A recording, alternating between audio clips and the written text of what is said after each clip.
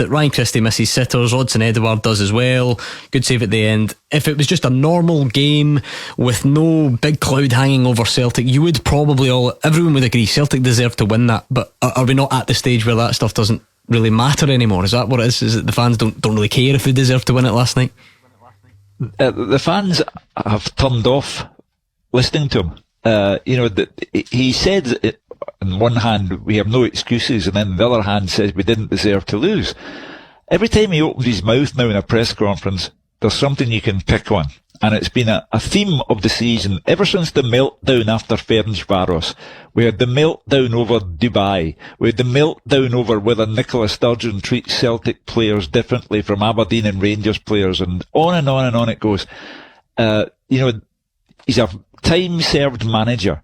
Been here 20 years in this city, knows the Celtic supporters inside out. Don't be telling them these things and giving the fans who've been on so far, Scott, who's on the line at the moment, don't be giving them another chance to say, I'm not following this guy. Alright, thank you. From one Scott to another, let's move from Barmulloch to Easterhouse and see what this Scott's got for us tonight. Hi, Scott. Hi, how are you guys? Alright? All good, how are you? More importantly. Not too good. I was on maybe a few weeks back and I was saying that I hadn't felt as disappointed as this since when Rangers went and won that league at Parkhead, and it feels like they're going to do it again. And it's like history repeating itself. These Rangers fans are bumping their gums about Dave King said pack of cards. It's like the Red Row Flats. They've crumbled. It's not even the same team. For me, a problem, Neil Lennon, yes, but Scott Brown, for me, still marches around that park and shrugs his shoulder as if he's ready to have a wrestling match. I just lost for words as to what I'm actually watching here. Mark, I don't think anyone's off the hook, if you like. I don't know.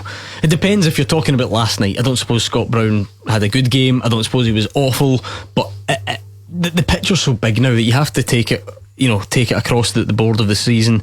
And yes, Scott Brown's inclusion at times has got fans debating. Yeah, well, everyone's played their part in this season and how poor it's been, from the manager to the coaches to ultimately the players on the pitch. And Scott Brown has obviously been heavily criticised for a portion of the season he played, and I think a lot of the fans preferred when Scott was left out and Soro came in and did a pretty decent job.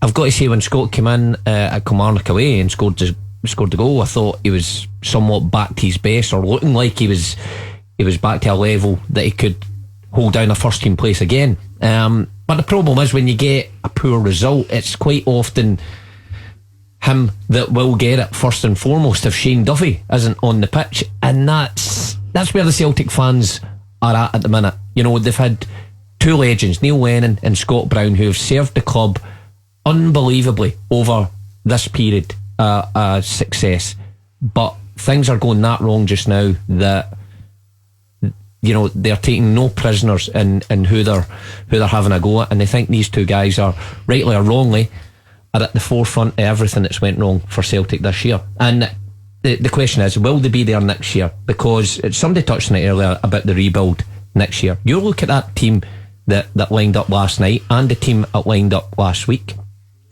There's potentially 11 players or 12 players who may not be at that club next year. That's a huge turnaround, as well as a new manager.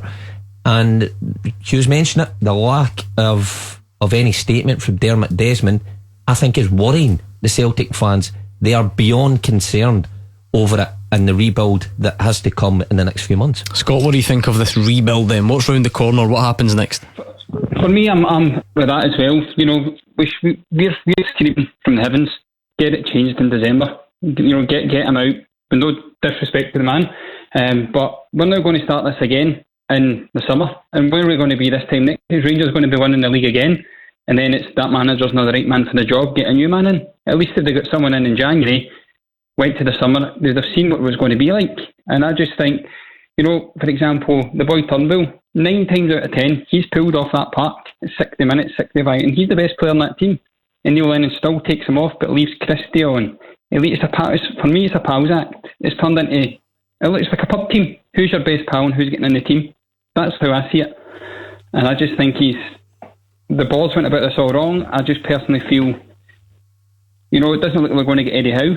You know, I've seen rumours he's maybe going somewhere in England. So where are we going to look next? They've missed the boat with that. They've missed that one, I think. I mean, Hugh, Scott talks about the fear of Rangers winning the league next season, and yeah, to some people maybe we are getting ahead of ourselves. Clearly 10 was the priority, and the failure to get that is going to need to be digested first.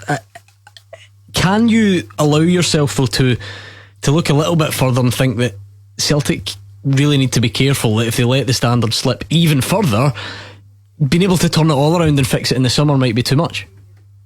Yeah, it's a real serious concern, especially, Gordon, when you don't know who is to perform the turnaround, because Dominic Mackay, we know, is coming in.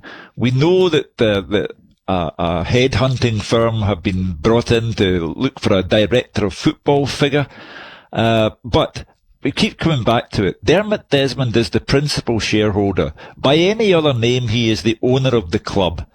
And, you know, he doesn't have a high regard for the media. He has a very, very low regard for the media. However, it's his customers he's speaking to here, because it's a business and he has to sell tens of thousands of season tickets. And the Celtic supporters are completely and utterly in the dark, beyond knowing about Dominic Mackay.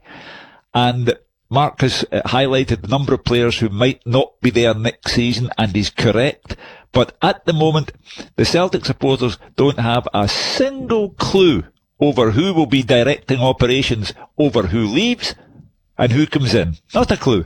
I mean, to be fair, there will always be a lot of fans who will back the club no matter what, and will renew season tickets because they always have and they always will, and that's the way they feel about things. But I take the point, there may be those who don't feel that way. Thank you to Scott in Easterhouse. We are going to get some travel with Stephen.